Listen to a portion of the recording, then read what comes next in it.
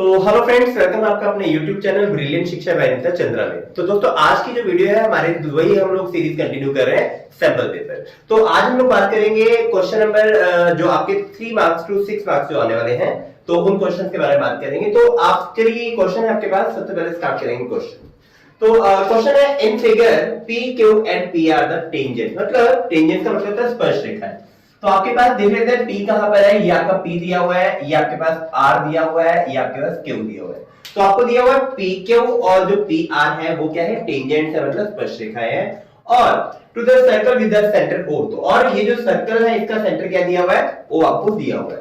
और आपको दिया SQL। अब देखते हैं SQL कहां पर है। यहां पर आपके पास है S, उसके बाद है Q और L। तो SQL जो है 50 डिग्री दिया हुआ है और आपको दिया हुआ है SRM 60 डिग्री।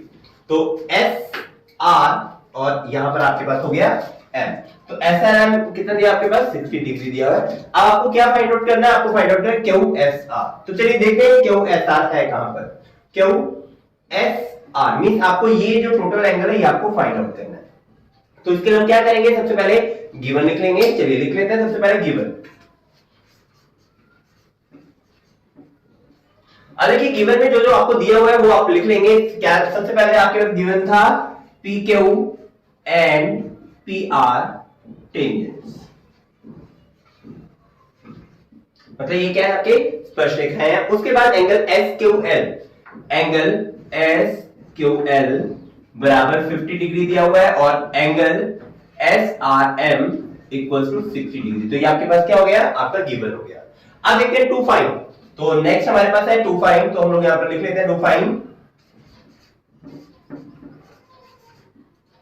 आपका टू फाइंड क्या है, एंगल QSR। तो टू फाइंड में आपके पास क्या हो जाएगा, एंगल QSR आपको फाइंड आउट करना है। और साथ के साथ हम लोग यहां पर एक कंस्ट्रक्शन कर लेते हैं, मतलब रचना कर लेते हैं। तो कंस्ट्रक्शन क्या होगी वो देख लेते हैं हम लोग। कंस्ट्रक्शन में बेटा हम लोग इस O को इससे और इसको R से मिला देते हैं। एक सबसे इंपॉर्टेंट बात ये आपने याद रखना है, ये एक स्ट्रेट लाइन नहीं है, ये आपके पास एक विदाउट स्ट्रेट लाइन आपने बना रखा है। तो कंस्ट्रक्शन में आपने क्या किया, कंस्ट्रक्शन में हम लोग लिख लेते हैं join O to Q and join O to R। तो लिख लेते हैं join O to Q and R। तो ये हमारा यहां तक का जो है कंस्ट्रक्शन का पार्ट हमारे पास हो गया। अब हम देखते हैं हम सॉल्यूशन इसे कैसे करेंगे। तो चलिए लिख लेते हैं सॉल्यूशन। चलिए अब देखते हैं सबसे पहले। अब देखिए यहां से अगर हम लोग देखेंगे, ये आपके पास टेंजेंट क्या है, रेडियस है। सेंटर से जाने वाली कोई भी लाइन जो किसी सर्कल को टच करती है, किसी वृत्त को टच करती है, उससे बोलते हैं रेडियस, मतलब त्रिज्या। दूसरी प्रॉपर्टी हम लोगों ने पता है बेटा कि अगर कोई भी टेंजेंट है और एक स्पर्शरेखा है और दोनों एक दूसरे पर 90 डिग्री का एंगल बनाते हैं, तो दैट मींस क्या होना चाहिए, यहां से O से अगर स्टार्ट करते हैं, O से Q तक, ये आपकी क्या हो गया, रेडियस हो गया।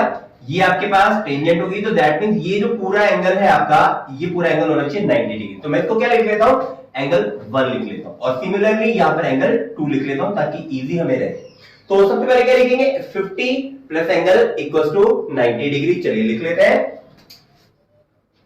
Angle SQL plus angle 1 equals to 90 degree. देखिए मैं प्रॉपर्टी लिख नहीं रहा हूं, प्रॉपर्टी आप क्या लिखेंगे, radius and tangents are perpendicular to each other. तो दैट मींस अगर SQL की वैल्यू हम लोग बात करें तो ये हमारे पास 50 दिया था, यहां पर लिख लेते हैं 50 plus angle 1 equals to 90 degree. तो एंगल 1 आपके पास कितना हो जाएगा, 90 माइनस 50 डिग्री। आपने डिग्री लगा देना, तो आपके पास एंगल 1 की वैल्यू आ गई है 40 डिग्री। ठीक है। सिमिलरली उसी तरह अगर यहां पर बात करेंगे एंगल SRM और एंगल 2, ये भी आपके पास रेडियस है, ये भी आपके पास 90 डिग्री हो जाएगा। तो हम लोग लिख लेते हैं, क्या लिखेंगे, angle SRM plus angle 2 equals to 90 degree. ये भी प्रॉपर्टी आपकी सेम रहेगी। क्या प्रॉपर्टी लिखेंगे, radius and tangents are perpendicular to each other, मतलब स्पर्शरेखा और जो त्रिज्या होती है एक दूसरे के लंब होती है। अब यहां से नेक्स्ट देखते हैं SRM। तो SRM की वैल्यू दी थी 60 डिग्री, लिख लेते हैं 60 degree plus angle 2 equals to 90 degree.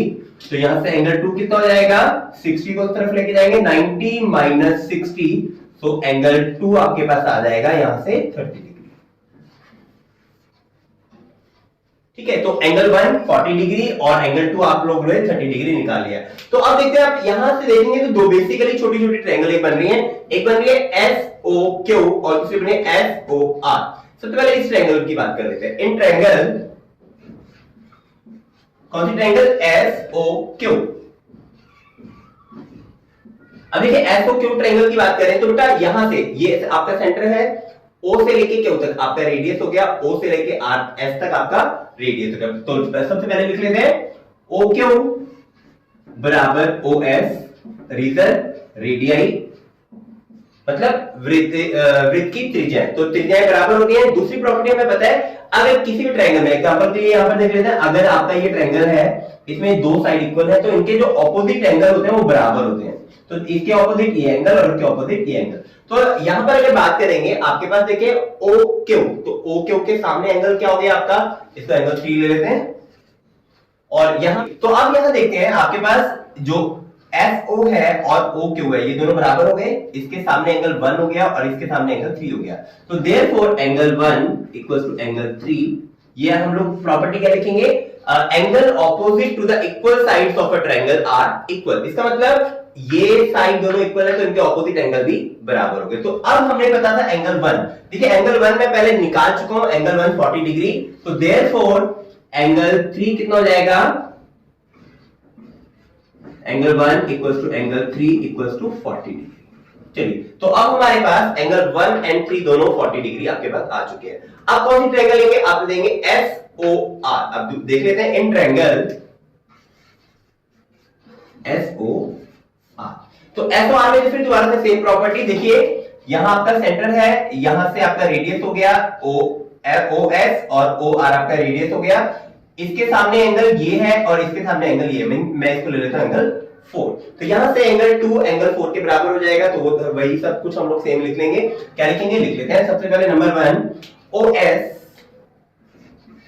बराबर OR, रीजन आपका रेडियस हो गया, दोनों क्या है? त्रिज्याएं हैं। तो त्रिज्याएं हैं तो उनके सामने के एंगल भी बराबर हो जाएंगे। तो therefore angle 2 equals to angle 4, और इसकी प्रॉपर्टी आपके पास सेम प्रॉपर्टी लिखेंगे, the angle opposite to the equal side of a triangle. तो यहां से हमने देखे एंगल 2 हमने निकाला था 30 डिग्री। तो therefore angle 2 equals to angle 4 equals to 30 degree.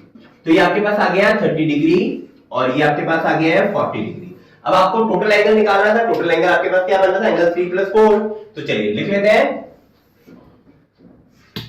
Angle QSR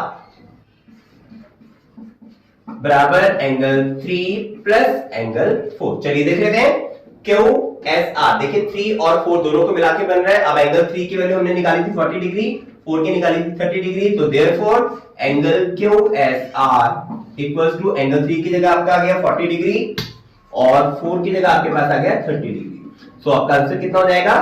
70 degree. तो चलिए नेक्स्ट क्वेश्चन की तरफ चलते हैं। क्वेश्चन पहले एक बार पढ़ लेते हैं।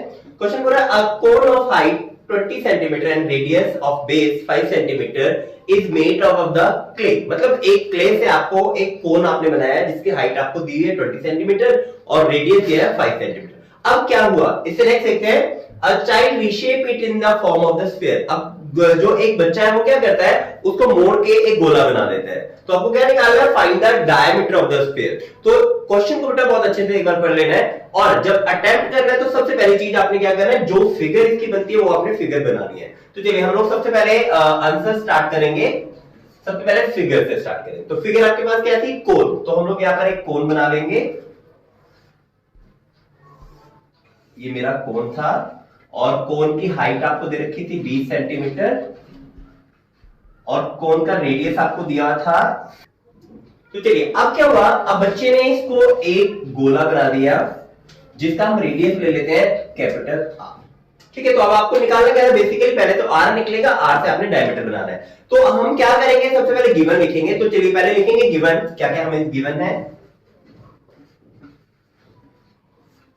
गिवन आपके पास क्या है? कोन। कोन का क्या दिया? हाइट। तो लिख लेते हैं height of cone. Height of cone आपको दिया 20 सेंटीमीटर और रेडियस ऑफ कोन आपको दे रखा है जिसको हम स्मॉल r लिख लेते हैं, दैट इज 5 सेंटीमीटर। और हमने क्या मान लिया, हमने मान लिया लेट रेडियस ऑफ स्फीयर हमने मान लिया है कैपिटल R सेंटीमीटर। अब एक और इंपॉर्टेंट बात देखिए, हमें एक चीज पता है, जब कभी भी हम लोग एक शेप को रिकास्ट करके दूसरी शेप बनाते हैं, मतलब एक शेप से कोई दूसरी शेप बनाते हैं, या एक चीज की वॉल्यूम जो उसके अंदर ऑलरेडी फिल्ड है उसको अगर दूसरे वॉल्यूम में कन्वर्ट करते हैं, तो याद रखना है कि उन दोनों फिगर्स का जो वॉल्यूम है that should be the same. तो आपका जो वॉल्यूम है दोनों का वो सेम रहेगा। तो यहां पर हमारा जो क्वेश्चन है बेसिकली क्या है, आपको करना क्या है, इसका वॉल्यूम और इसके वॉल्यूम का आपने कंपैरिजन करना है। जब आप कंपैरिजन करोगे वहां से आपका रेडियस निकल जाएगा।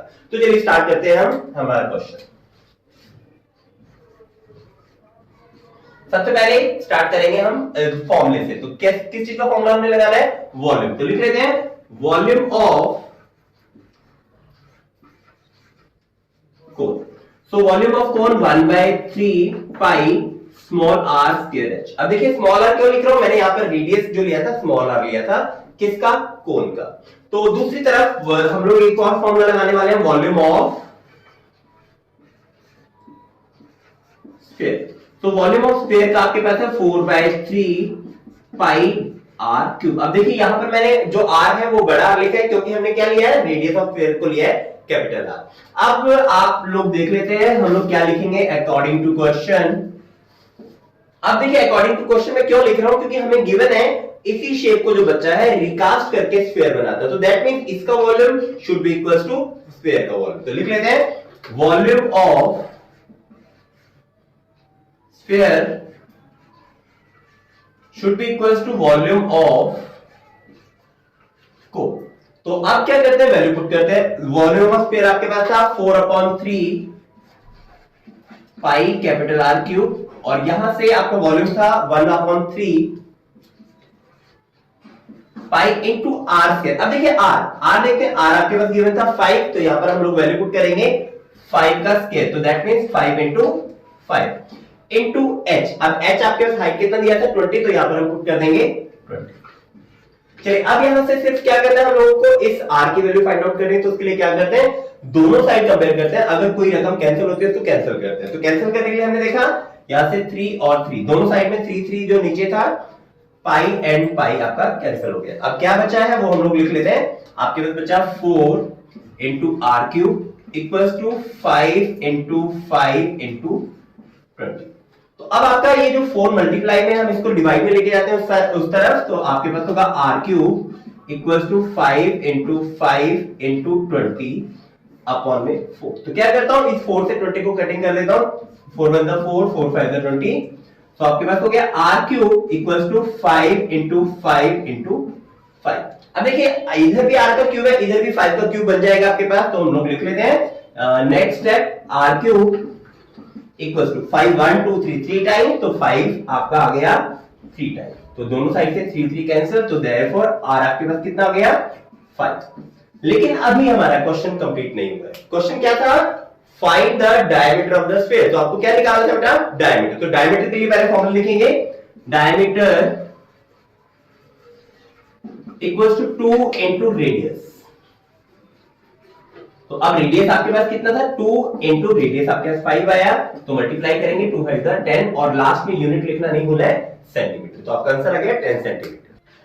चलिए अब नेक्स्ट क्वेश्चन की तरफ चलते हैं। क्वेश्चन है 2 cubes have their volumes in the ratio 1:27। मतलब इनके जो आयतन का अनुपात है वो आपको दिया है 1:27। What is the ratio of their surface area. तो आपको बताना है इनका जो सरफेस एरिया है, मतलब इनका जो वक्र पृष्ठीय क्षेत्रफल है उसका अनुपात क्या रहेगा। तो चलिए हम क्या करते हैं, सबसे पहले आपके पास जो गिवन है वो हम लोग लिख लेंगे। तो गिवन के लिए आपके पास 2 क्यूब्स दिए, तो हम लोग क्या करते हैं 2 क्यूब बना लेते हैं, एक छोटा क्यूब और एक बड़ा क्यूब। ये आपका छोटा क्यूब हो गया और इसको एक बड़ा क्यूब बना लेते हैं।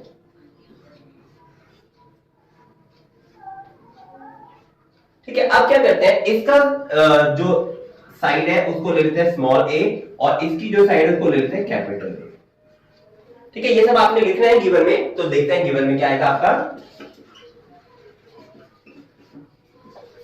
Side of cube A equals to A centimetre और side of cube B equals to capital A centimetre. तो मतलब ये आपका ए क्यूब हो गया, ये आपका बी क्यूब हो गया। ठीक है, आप देखते हैं वॉल्यूम की बात कर लेंगे। सो वॉल्यूम ऑफ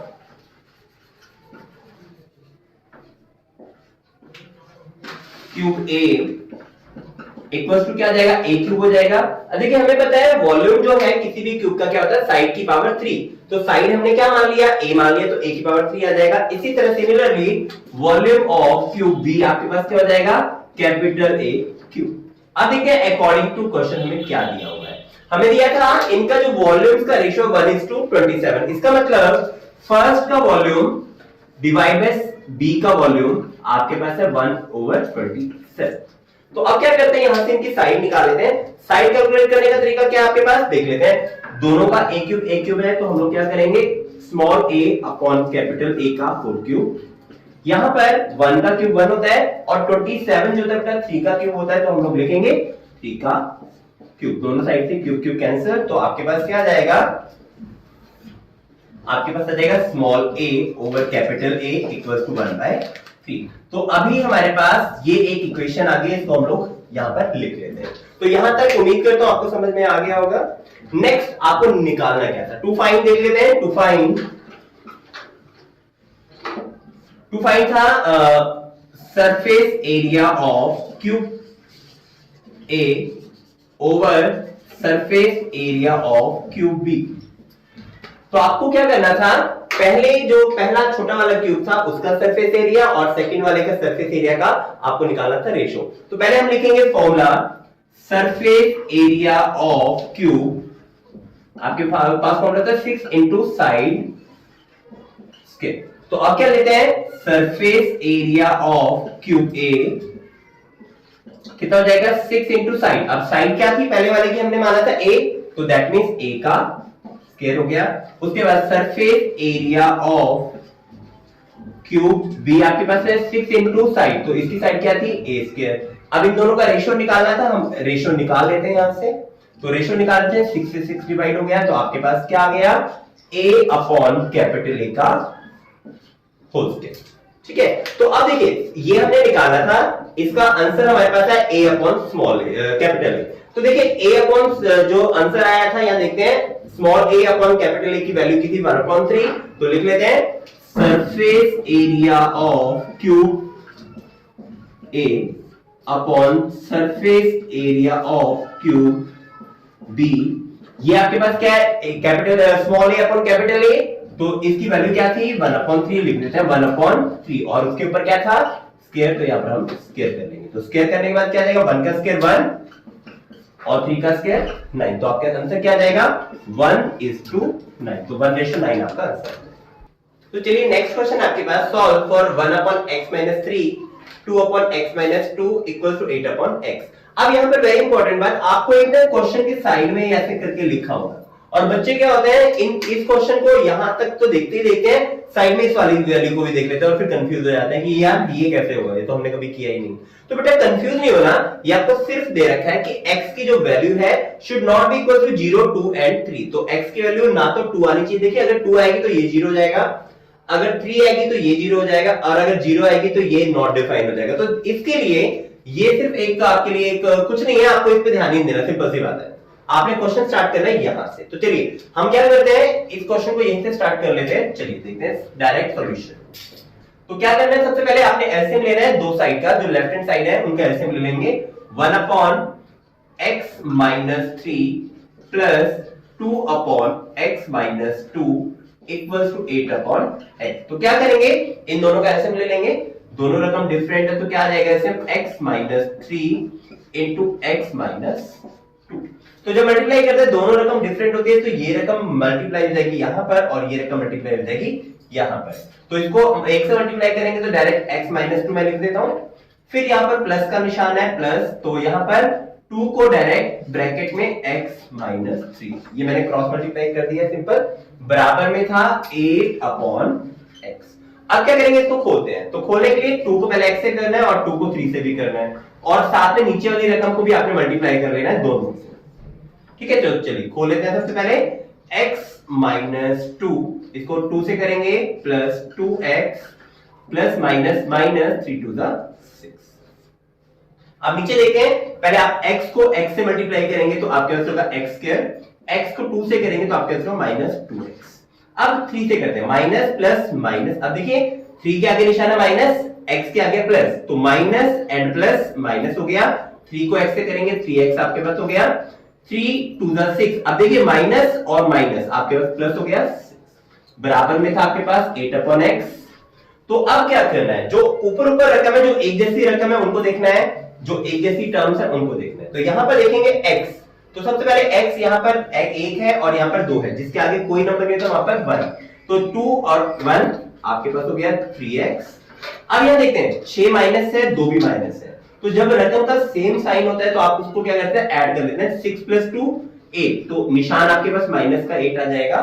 नीचे टर्म देखते हैं x स्क्वायर, हमने x स्क्वायर लिख दिया, यहां से बेटा 3 और 2, अब देखिए दोनों के पीछे x x है, मतलब इसके जो वेरिएबल्स है वो सेम है, तो अब 3 और 2 5 आपके पास हो गया माइनस 5 साथ में x और लास्ट में प्लस 6 इक्वल्स टू में 8/x। तो अब क्या करना है, आपने यहां से क्रॉस मल्टीप्लाई कर देना है। चलिए क्रॉस मल्टीप्लाई कर लेते हैं यहां से, तो x को जब आप 3x से मल्टीप्लाई करेंगे तो आपके पास होगा 3x स्क्वायर। देखिए मैं मल्टीप्लाई कर रहा हूं, x को 3x से 3x स्क्वायर लिख दिया है, x को 8 से लिखेंगे तो प्लस माइनस माइनस और साथ में 8 और x आ गया, x से मल्टीप्लाई कर लिया है। अब 8 से मल्टीप्लाई करते हैं, 8 को x स्क्वायर से करेंगे तो आपके पास होगा 8x स्क्वायर, 8 को 5 से करेंगे, 8 5 40 तो माइनस 40x, 8 को 6 से करेंगे, 8 6 48, तो हमने यहां पर लिख दिया प्लस 48। अब देखिए यहां से हमने क्या करना है, इसको एक क्वाड्रेटिक इक्वेशन बनानी है। क्वाड्रेटिक इक्वेशन बनाने के लिए आपने क्या देखना है, जहां पर भी x के प्लस में आएगा आपने सारी टर्म्स को वहां पर शिफ्ट करना है। तो यहां से देखते हैं ये 8 है और ये 3 है, तो दैट मींस यहां से सारी रकम उस तरफ हम शिफ्ट करेंगे। तो देखते हैं क्या आएगा आपके पास। सबसे पहले 8x स्क्वायर, इस 3x को उधर लेके जाएंगे तो sign change, minus 3x square हो गया, फिर माइनस का 40x लिख लेते हैं, माइनस 40x। अब देखते हैं यहां पर माइनस का 8x है, हम उस तरफ लेके जा रहे हैं तो इसका साइन चेंज हो जाएगा, तो प्लस का 8x हो जाएगा। अब यहां से कोई रकम उधर नहीं जा रही है तो उधर ऑलरेडी क्या था, प्लस का 48। अब देखिए चाहे तो आप पहले 0 लिख दें या बाद में 0 लिख दें, दोनों का मतलब सेम है। अब देखते हैं इन दोनों, ये दोनों सेम टर्म है, ये दोनों सेम टर्म है और ये डिफरेंट टर्म है, तो 3 और 8 दोनों का साइन डिफरेंट है, तो हम क्या करेंगे माइनस, तो 8 में से 3 गया 5 और साथ में x स्क्वायर। यहां से देखते हैं 40 और 8, देखिए 40 का जो साइन है माइनस है, 8 का साइन प्लस है, दोनों साइन डिफरेंट है, तो क्या करेंगे माइनस, तो 40 में से 8 गया 32, जो साइन रहता है बेटा वो बड़ी रकम का रहता है, तो बड़ी रकम कौन सी थी 40, इसलिए हमने माइनस लगा दिया। लास्ट में आपके पास है 48 इक्वल्स टू 0। तो ये हमारे पास अब हो गई क्वाड्रेटिक इक्वेशन। अब हमने इसे क्या करना है, इसके फैक्टर बनाने हैं। तो चलिए जब आप इसके फैक्टर बनाएंगे तो आपके 32 के फैक्टर आएंगे 20 और 12, मल्टीप्लाई करने पे आपके सेम आंसर आ जाएगा। तो चलिए लिख लेते हैं 5x square minus 20x minus 12x plus 48 equals to 0। पहले इन दोनों टर्म्स में से कॉमन लेना है और लास्ट दो रकम में से कॉमन लेना है। दोनों में से कॉमन लेंगे तो आपके पास आएगा 5 और साथ में x आ गया, यहाँ पे आपके पास बचा 5x बचा, देखो 5 चला गया बाहर, x दो बार था, एक बार चला गया, एक बार x रह गया, बीच में माइनस का साइन। अब 20 को आपने 5 से डिवाइड करना है, तो 5 4 20, 4 आ गया आपके पास, x बाहर चला गया तो आपका कॉमन आ गया x - 4। अब यहाँ पर देखना है, याद रखना है जो इस ब्रैकेट में आया सेम इस ब्रैकेट में आना चाहिए। तो क्या करेंगे हम लोग, माइनस का 12 कॉमन ले लेते हैं, तो देखिए 12 से 12 कैंसिल, तो अकेला बच गया आपके पास x, प्लस था बाहर माइनस हो गया तो बाहर निशान चेंज हो जाएंगे अंदर। तो अब क्या करेंगे, 12 को 48 से डिवाइड करेंगे तो आपके पास आएगा 4, तो ये दोनों रकम सेम आनी चाहिए हमेशा। तो आपके पास हो गया x - 4 into 5x - 12 equal to 0। तो अब क्या करेंगे, वन टाइम आपका x - 4 इक्वल टू 0, तो x की वैल्यू आपके पास हो जाएगी 4, और यहां से 5x - 12 इक्वल टू 0। तो सबसे पहले क्या करना है, 12 को साइड लेके जाते हैं, 5x इक्वल टू माइनस उधर जाके प्लस 12 हो गया, x की वैल्यू क्या हो जाएगी 12/5। तो आपका आंसर हो गया x की वैल्यू 4 और x की वैल्यू 12/5। तो दोस्तों आज की वीडियो में इतना ही। नेक्स्ट वीडियो में हम लोग फिर मिलेंगे आपके साथ। जब तक चैनल को लाइक शेयर और सब्सक्राइब करके बेल आइकन को प्रेस कर दीजिए। Thank you very much.